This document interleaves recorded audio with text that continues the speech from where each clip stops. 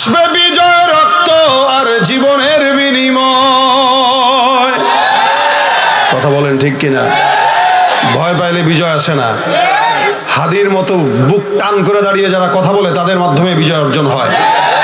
বাংলাদেশে এক হাদি বিদায় হয়েছে তো কি হচ্ছে, আরো লক্ষ হাদি দেশে জন্মগ্রহণ করবে। আসবে বিজয় রক্ত আর জীবনের বিনিময়। বিপ্লব মানে জীবন দেয়া বসে থাকা নয়, সে কোনো দিন আসবে না রে করো যদি ভয়। লড়াইয়ের ওই ময়দানেতে যেতে তোমাকে হবে, প্রয়োজনে সব রক্তটুকু জমিনেই ঢেলে দেবে। লড়াইয়ের ওই ময়দানেতে যেতে তোমাকে হবে, প্রয়োজনে সব রক্তটুকু জমিনেই ঢেলে দেবে। তবুও তোমায় লড়তেই হবে, মানবে না পরাজয়। তবুও তোমায় লড়তেই হবে, মানিবে না পরাজয়। বিপ্লব মানে জীবন দেয়া বসে থাকা নয়, সে কোনো দিন আসবে না রে, সে কোনো দিন আসবে না রে, সে কোনো দিন আসবে না রে। ধর্মকে আজ পুঁজি করিয়া গাল ভরা বলি দিয়ে, কত যে সুফি খুশিতে মাতাল হাদিয়া তোহফা পেয়ে। ধর্মকে আজ পুঁজি করিয়া গাল ভরা বলি দিয়ে, কত যে সুফি খুশিতে মাতাল হাদিয়া তোহফা পেয়ে। ভণ্ডামির ওই শিকড় তুলে সত্যের আনো জয়, ভণ্ডামির ওই শিকড় তুলে সত্যের আনো জয়। বিপ্লব মানে জীবন দেয়া, সে কোনো দিন আসবে না রে করো যদি ভয়। বিপ্লব মানে জীবন দেয়া বসে থাকা নয়, সে কোনো দিন আসবে না রে করো যদি ভয়। ঠিক কিনা? ভয় হবে কার জন্য? আল্লাহ আমাদের হৃদয়ে আল্লাহর ভয় ঢুকায় দেখ। আল্লাহ পাক রব্বুল আলামিন আমাদেরকে তার গোলামির জন্যই পাঠাইছেন, অন্য কারো না। কিন্তু সামনে অনেক মানুষকেই দেখবেন গোপনে গোপনে একজন আরেকজনের গোলামি করতেছে, গোপনে গোপনে একজন আরেকজনের কাছে বিক্রি হয়ে যাচ্ছে, টাকা দিয়ে বিক্রি হয়ে যাবে। এই জন্য টাকা দিলেই গরু ছাগল পাওয়া যাইলেও ইমানদারের ইমান পাওয়া যায় না। টাকা দিয়ে নমিনেশন কিনা যায়, এ ঠিক না? ইমান কিনা, হাদির ইমান কিনতে পারে না এই টাকা দিয়ে, এই কারণে গুলি করছে। যদি কিনতে পারতো তাহলে গুলি করতো না। যাদেরকে কিনতে পারে না তাদেরকে শহীদ করে। এরা মনে করছে এরা মরে গেছে, কিন্তু আল্লাহ কয় বাল আহিয়া, এ তো জীবিত বেটা, তুই মরবি কিন্তু এ জীবিত, কারণ আল্লাহর রাস্তায় জীবন দিয়েছে। ভাইরা আমার, এই জন্য আল্লাহ পাকের গোলামি করার জন্য চেষ্টা করবেন। আল্লাহ পাক আমাকে সহ আপনাদের সবাইকে টাকার বিনিময়ে বিক্রি না হওয়ার তৌফিক দেখ। আল্লাহর জান্নাতের বিনিময়ে আমাদের জান আর মালকে আল্লাহ কিনে ফেলেছেন, এটা তো একবার বিক্রি হয়েই গেছে, আর কেন করব? কয়বার করব? এক জিনিস একবার বিক্রি করা যায়, বারবার বিক্রি করা জায়েজ নেই। এই জান আর মাল আল্লাহকে দিয়ে দিছি, আল্লাহও জান্নাতের ওয়াদা দিয়ে দিয়েছেন, সুতরাং দ্বিতীয় কারো কাছে 100 টাকার সিরা নোট বা 1 কাপ চায়ের বিনিময়ে বিক্রি হবে না। আল্লাহ আমাদের এই ঈমান দান করুক, বলেন আমিন। আমি আপনাদের সামনে একটি পরিচিত আয়াতের অংশ বিশেষ তেলাওয়াত করেছি, ওটার উপরেই কিছু কথা আপনাদের সামনে আরজ করবো ইনশাআল্লাহ। ভাইয়ের আমার, আল্লাহ পাক রব্বুল আলামিন কোরআনের 114টি সূরা নাজিল করেছেন, দিয়েছেন 30 পারা 114 সূরা। এই গোটা কোরআনের ভিতরে আল্লাহ পাক রব্বুল আলামিন যে কোনো একটা সূরাকে দামি বানিয়েছেন, অথবা কোনো একটা আয়াতকে দামি বানিয়েছেন, এক এক সূরাকে এক একভাবে ফজিলতপূর্ণ করেছেন। আমি যে আয়াতটা তেলাওয়াত করেছি, এই আয়াতের নাম কি কেউ বলতে পারবেন? মাশাআল্লাহ, মনে আছে আপনাদের? আয়াতুল কুরসি। আয়াতুল কুরসি এই আয়াতটা আল্লাহর কাছে অনেক দামি এবং অনেক ফজিলতপূর্ণ। এটার আলোচনাই করব। যদি বুঝে থাকেন তাহলে আপনারা নিয়ত করবেন যে এই আয়াতের আমলটা আমরা আমৃত্যু করব ইনশাআল্লাহ।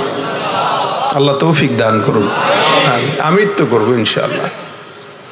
নবী করিম সাল্লাল্লাহু আলাইহি ওয়াসাল্লামের এক সাহাবী নাম উবাই ইবনে কাব রাদিয়াল্লাহু তাআলা আনহু, ওনারা একবার নবী করিম সাল্লাল্লাহু আলাইহি ওয়াসাল্লাম প্রশ্ন করলেন, হে উবাই ইবনে কাব, বলো তো দুনিয়ার আল্লাহ পাক যে কোরআন নাজিল করেছেন, এই কোরআনের শুরু থেকে শেষ পর্যন্ত তোমার ইলম কি বলে, কোন আয়াতটা আল্লাহর কাছে সবচেয়ে বেশি ফজিলতপূর্ণ একটু বলো। সাহাবা ইকরামদের আদত ছিল, নবী করিম সাল্লাল্লাহু আলাইহি ওয়াসাল্লাম কোনো প্রশ্ন করলে তারা ওইটার জবাব দিতেন না, পারলেও বলতেন কি, আল্লাহ আল্লাহর রাসূল ভালো জানে। এটা আদব। এখন তো মাহফিলে আমরা আলোচনা করি, আমাদের পাশে অনেক সময় ঘুষখোর, সুদখোর, দুর্নীতিবাজ, দাড়ি নাই, নামাজ পড়ে না, এলাকার ভিতরে মারামারি হানাহানি করে বেড়ায়। এরাও আমাদেরকে এমনি ওয়াজ করেন না, অমনে করেন। ওরা আমাদেরকে জ্ঞান দেয়। জানলেও আলারাও রসুলের সামনে চুপ থাকতেন, কারণ নবী বেশি জানে। আর সেখানে আমাদের দেশের মূর্খরা আলেমদেরকে বলে এমনে না এমনে। কিয়ামতের আলামত। রাসূল সাল্লাল্লাহু আলাইহি ওয়াসাল্লাম বলতেছেন, তুমি বলো। আল্লাহর হাবিব সাল্লাল্লাহু আলাইহি ওয়াসাল্লামের কথা উবাই ইবনে কাব বলেন, আল্লাহু আ'লামু ওয়া রাসূলুহু, হুজুর আল্লাহ আল্লাহর রাসূল ভালো জানে। রাসূল বলেন, হ্যাঁ আমরা তো জানি, তো তোমার ইলম কি বলে এটা আমি একটু দেখতেছি, তো তুমি বলো তো।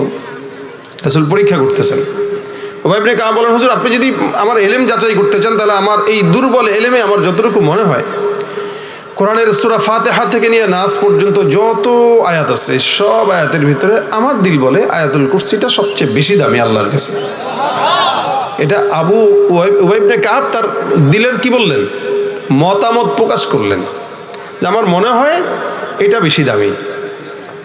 রাসূল করিম সাল্লাল্লাহু আলাইহি ওয়াসাল্লাম উবাই ইবনে কাবের বুকে একটা থাপ্পড় দিলেন, দিয়ে বলেন, শাব্বাস, তোর ইলমে আল্লাহ বরকত দেখ, তুই যেটা বলছিস এটাই 100% সত্য। সুবহানাল্লাহ। তার মানে উবাই ইবনে কাবের সত্যতা স্বীকারোক্তি দিচ্ছেন কে? রাসূল সাল্লাল্লাহু আলাইহি ওয়াসাল্লাম। এটা গেল 1 নম্বর ফজিলত। এবার আসেন 2 নম্বর ফজিলত কি? আল্লাহ রাসূল সাল্লাল্লাহু আলাইহি ওয়াসাল্লাম বলেন, কোরআনে, গোটা কোরআনের যত সূরা আছে সব সূরার ভিতরে একটা চূড়া আছে। চূড়া মানে উঁচু জায়গা যেটা। নবী বলেন কোরআনের চূড়া হইল, কোরআনের চূড়া হইল সূরাতুল বাকারা। কি? সূরা বাকারা হচ্ছে কোরআনের সর্বোচ্চ চূড়া। আর এই সূরাতুল বাকারার সর্বোচ্চ চূড়া হইল আয়াতুল কুরসি। সুবহানাল্লাহ। জবান খুলে বলেন সুবহানাল্লাহ। আবার বলেন সুবহানাল্লাহ। আবার বলেন সুবহানাল্লাহ। প্রত্যেক জনের জান্নাতে একটা ফলের গাছ লেগে গেছে। ইন্না ফিল জান্নাতি লাশাজারা। রাসূল বলেন যে একবার সুবহানাল্লাহ পড়বে জান্নাতে একটা ফলের গাছ লাগাই দিবেন। এত বড় ফলের গাছ, একটা দ্রুতগামী ঘোড়া 100 বছর বা 500 বছর লাগাতার দৌড়ালে গাছের গোড়াও শেষ করতে পারবে না। এজন্য যতক্ষণ থাকবেন সুবহানাল্লাহ আলহামদুলিল্লাহ জবান খুলে খুলে বলবেন। শীত কই চলে যাবে, বলবেন শীত দোস্ত আজকে তুই শ্বশুর বাড়িতে যা। ঠিক আছে? আওয়াজ দিয়া মাঠ গরম রাখতে হবে, শরীর গরম রাখতে হবে। পারবেন? আল্লাহ তৌফিক দান করুক, আমিন। তো সূরাতুল বাকারা সর্বোচ্চ চূড়া। আর সূরাতুল বাকারার সর্বোচ্চ চূড়া কি? আয়াতুল কুরসি। গেল 2 নম্বর। নবী করিম সাল্লাল্লাহু আলাইহি ওয়াসাল্লাম অন্য হাদিসে আয়াতুল কুরসিকে ইসমে আজম বলেছেন। অর্থাৎ এটা পড়বা, এটা ইসমে আজমের মতো কাজ করবে, যা বলবা তাই কবুল করে নেবেন। যেই বিপদে পড়বা বিপদ উদ্ধার করে দিবেন। 4 নম্বর, রাসূল সাল্লাল্লাহু আলাইহি ওয়াসাল্লাম বলেন আয়াতুল কুরসি আপনার আমার যেরকম 2টা ঠোঁট একটা জিহ্বা আছে, আয়াতুল কুরসিকেও আল্লাহ পাক 2টা ঠোঁট আর একটা জিহ্বা দান করেছেন। চিন্তা করা যায়, আমরা আমাদের জিহ্বা দিয়ে মাওলার জিকির করি, ঠোঁট দিয়ে আল্লাহ পাকের গুণগান গাই, এই জিহ্বার ঠোঁট নারায় নারায়। রাসূল বলেন আয়াতুল কুরসির 2টা ঠোঁট একটা জিহ্বা আছে, যেটা দিয়ে আল্লাহ পাকের আরশের কাছে বসে বসে আয়াতুল কুরসি আল্লাহর জিকির আদায় করে। আয়াতুল কুরসির প্রাণ আছে, জিহ্বাও আছে, ঠোঁটও আছে, ওইটা দিয়ে সে আল্লাহর জিকির করে। কত ফজিলত! বাকি 2টা ফজিলত, আরো 2টা ফজিলত আপনাদেরকে বলবো, ওইটা ঘটনা শোনায় শোনায় বলবো ইনশাআল্লাহ। তাহলে বুঝবেন যে আয়াতুল কুরসি কতটা দামি এবং আমাদের কি দরকার। আচ্ছা এখন বলেন, আপনারা জান্নাতে সবাই যেতে চান তো? এই জায়গায় যারা আছেন, একটা মদখোর, যে ধরলাম এখানে কেউ নাই আলহামদুলিল্লাহ, একটা মদখোরও চায় জান্নাতে যেতে। মদখোরের কথা বাদ দেবেন, একটা হিন্দুও চায় স্বর্গে যেতে, ঠিক না? একটা ইহুদি নাসারাও চায় স্বর্গে যেতে। এরা চায় স্বর্গ, আর আল্লাহ আমাদের জন্য জান্নাত দিয়েছেন। সুবহানাল্লাহ ওয়া বিহামদিহি। আল্লাহ আমাদেরকে কি দিয়েছেন? আর তারা এটাকে কি বলে? স্বর্গ বলে। ইহুদি নাসারাও চায় স্বর্গে যেতে, আমরাও চাই জান্নাতে যেতে। তারা কি পাবে? তারা স্বর্গ পাবে? তাদের জন্য উইদ্দাত লিল কাফিরিন, জাহান্নাম তাদের জন্য। আর আমরা যারা ইমানদার আমাদের জন্য আল্লাহর জান্নাত, সুবহানাল্লাহ ওয়া বিহামদিহি। আমাদের জন্য কি কি আমাদের জন্য? এখন আপনারা বলেন জান্নাত কি ছোট না বড়? কত বড় বলেন? মেলা বড়? কিরাম বড় ভাই? এই বড়, হ্যাঁ এই বড়, এখান থেকে এই পর্যন্ত। আল্লাহ পাক বলেন ওয়াসারিউ ইলা মাগফিরাতিম মির রাব্বিকুম ওয়া জান্নাতিন আরদুহাস সামাওয়াতু ওয়াল আরদ। এই তোমরা রবের দয়া আর তার জান্নাতের পিছনে ছুটো, যেই জান্নাতের প্রশস্ততা আসমান আর জমিনের সমতুল্য। আপনি মনে করছেন এই জান্নাতের টুক ঘুরতে পারবেন? এবার আসেন আসমান আর জমিন কতটুকু? এই যে প্রথম জমিনে আমরা আছি, এই জমিন থেকে প্রথম আসমান পর্যন্ত রাসূল বলেন এটা যদি কেউ যায় তো 500 বছরের দূরত্বের রাস্তা। জোরে বলেন সুবহানাল্লাহ। এটা দুনিয়ার হাইসিয়াতে 500 বছর, জান্নাতের হাইসিয়াতে 500 বছর বলছেন, কিন্তু দুনিয়ার হাইসিয়াতে ওইটা 50,000 বছরের রাস্তা। এরপরে প্রথম আসমান যেটা আছে ওইটার যে পৌরত্ব আছে, অর্থাৎ আসমানের যেই পৌরত্ব মানে ছাদের যেই ঢালাই থাকে ওটা 7 ইঞ্চি 6 ইঞ্চি হয়। আল্লাহ নবী বলেন আসমানের পৌরত্ব হচ্ছে আবার 50,000 বছরের রাস্তা। এরপরে আবার দ্বিতীয় আসমান পর্যন্ত আরো 50,000 বছর, দ্বিতীয় আসমানের পৌরত্ব আবার 50,000 বছর, দ্বিতীয় থেকে তৃতীয় 50,000 বছর, তৃতীয় আসমানের পৌরত্ব 50,000 বছর, এমন করে করে সপ্তম আসমান পর্যন্ত চলে গেছে। তারপরে আল্লাহ পাক সীমান্তের বড়ই গাছ দিয়েছেন। একটা বকরির কথা উল্লেখ আছে, আল্লাহ পাকের আরশ কুরসির কথা উল্লেখ আছে, যেই কুরসিটা 8 জন ফেরেশতারা বহন করে। নবী সাল্লাল্লাহু আলাইহি সাল্লাম বলেন একজন ফেরেশতার বর্ণনা আমি তোমাদেরকে বলছি, শুনো কত বড় ফেরেশতা যে আল্লাহ পাকের কুরসি বহন করে। তার কানের লতি থেকে কাঁধ পর্যন্ত 500 বছরের দূরত্বের রাস্তা। জবান খুলে আওয়াজ দিয়ে সুবহানাল্লাহ। এই গোটা যা বর্ণনা করলাম এগুলো হলো সব মিলে দুনিয়া।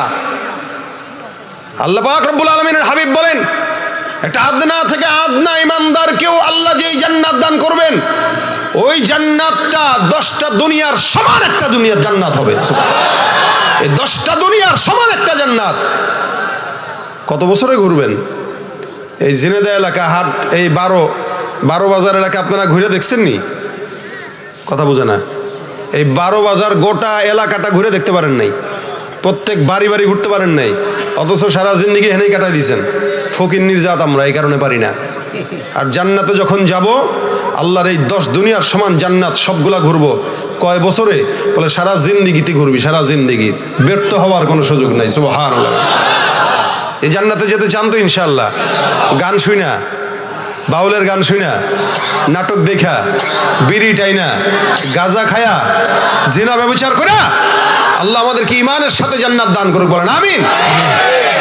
ভাইরা আমার, আল্লাহ নবী বলেন কেউ যদি জান্নাতে যেতে চায় ওই ব্যক্তিটা খালি একটা আমল করবে। রাসূল বলেন মান ক্বারা আয়াতুল কুরসি ফি দুবুরি কুল্লি সালাতিন মাকতুবাহ লাম ইয়ামনাহু মিন দুখুলিল জান্নাতি ইল্লা আইয়ামুত।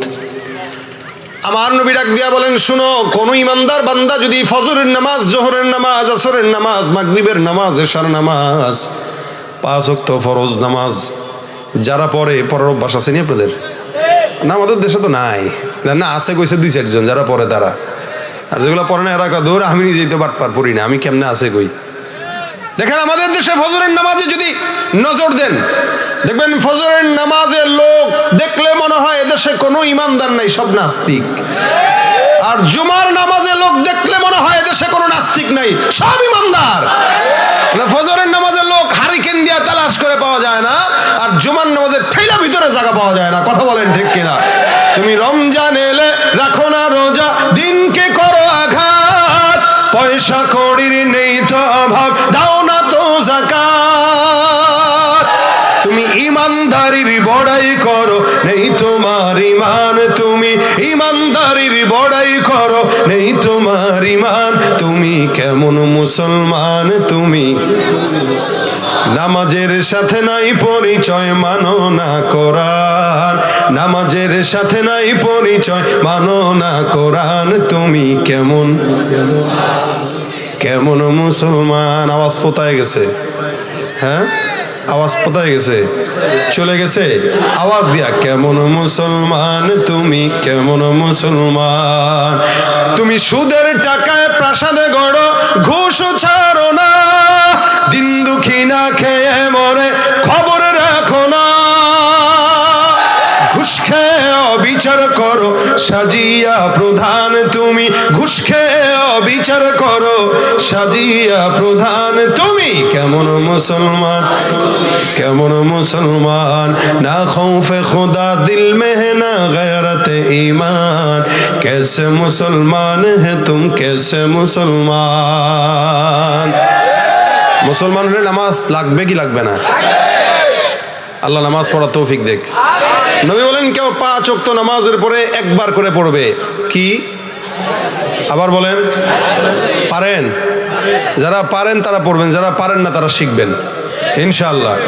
আল্লাহ নবী বলেন, কেউ যদি 5 ওয়াক্ত নামাজের পরে আয়াতুল কুরসি পড়ে, লাম ইয়ামনাহু মিন দুখুলিল জান্নাতি ইল্লা আইয়ামুত, এই বান্দাকে জান্নাতে ঢুকাইতে মৃত্যু ছাড়া কেউ বাধা দিতে পারবে না। সুবহানাল্লাহ, আওয়াজ দিয়া। মানে আপনি মরবেন, এই যে মৃত্যুটাই আপনার একটা বাধা, এই বাধা চলে যাবে তো সোজা জান্নাতে ঢুকে যাবেন। আল্লাহু আকবার, আল্লাহু আকবার। আল্লাহ পাক এখানে সবক দিয়েছেন, আল্লাহু লা ইলাহা ইল্লা হুয়াল হাইয়ুল কাইয়ুম। শুরুতেই আল্লাহ বলছেন, এই আল্লাহ এমন একজন যিনি ছাড়া কোনো ইলাহ নাই, যিনি ছাড়া কোনো রব নাই। আল্লাহ নাম কি? নাম কি? ভগবান, সৃষ্টিকর্তা। অনেকে বলে না সৃষ্টিকর্তা আমাদেরকে বানিয়েছেন। একটু টিভি চ্যানেলে গেলেই না অনেকে আল্লাহ বাদ দিয়ে সৃষ্টিকর্তা লাগায়। তার মানে আল্লাহ রে মানে না, সৃষ্টিকর্তা মানে। ভাই সৃষ্টিকর্তা, এই যে মাইক বানাইছে হেও সৃষ্টিকর্তা, একটা জিনিস সৃষ্টি করছে। সব কিছুর তর্জমা করবেন না। বাবা বাবাই, মা মাই, মা বাবার কোনো তর্জমা হয় না। আপনি বাসায় যে আজকে আব্বারে বলেন, ওই জন্মদাতা, কে বাপ জন্ম দিয়েছেন আপনারে? আপনি কি বাবারে জন্মদাতা বলবেন? আমি বুঝাইতে পারলাম না আপনাদেরকে। বাবারে জন্মদাতা বলবেন? মা আপনাকে দুধ পান করেছে, আপনি যদি বলেন এই দুধ পান করে বলে এদিকে আসো, কি বলেন? মা কি মারবে নাকি আদর করবে? আপনার বোনরা যদি কেন মায়ের মায়ের জি এদিকে আয়, আপনার বোনকে ভাই এই শব্দ কই শিখলি রে তুই? তুই তো আমার মায়ের জি। তাই বলে আপু শব্দ নাই, আমি তো বোন। সব জিনিসের তর্জমা হয় না। আল্লাহ আল্লাহ, আল্লাহর কোনো তর্জমা হয় না।